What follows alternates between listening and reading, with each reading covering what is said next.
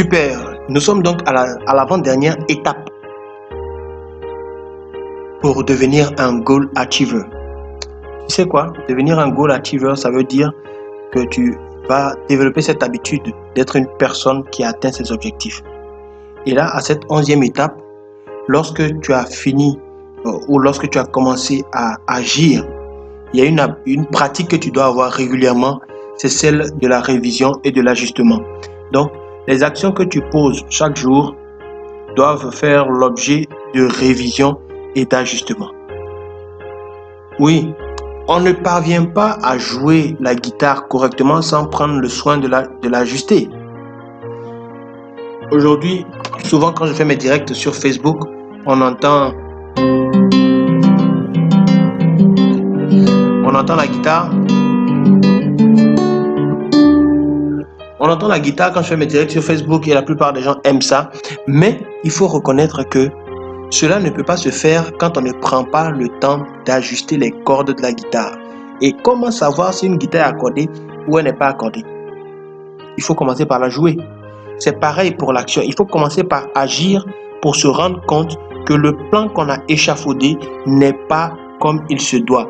Donc, en somme, le plan d'action que tu as fait peut ne pas se dérouler comme prévu. C'est dans cette situation-là que tu prends le temps de regarder ce qui n'a pas marché et d'ajuster. Chaque jour, tu dois faire en sorte de revoir ton plan, le plan que tu as fait. Corriger les erreurs qui s'y sont glissées pour aborder le jour suivant. Je me souviens que je coachais un monsieur, un homme, et il avait des difficultés d'organisation, de gestion de son temps, etc. Quand nous avons commencé à travailler, il a commencé à prendre l'habitude de planifier chacune de ses journées. Mais ce qui arrivait souvent, c'est qu'à la fin de chaque journée, il se rendait compte qu'il y avait 2-3 trucs qu'il n'avait pas pu faire. 2-3 trucs qu'il n'avait pas pu faire. Chaque fois, il le faisait et c'était comme ça. Mais il commettait une erreur. Cette erreur-là, c'est que lorsqu'il faisait son plan et que ça ne marchait pas, il revenait encore avec le même plan. Et ça ne marchait toujours pas comme il le voulait. Il revenait encore avec le même plan, se disant que cette fois-ci, ça va aller. Non!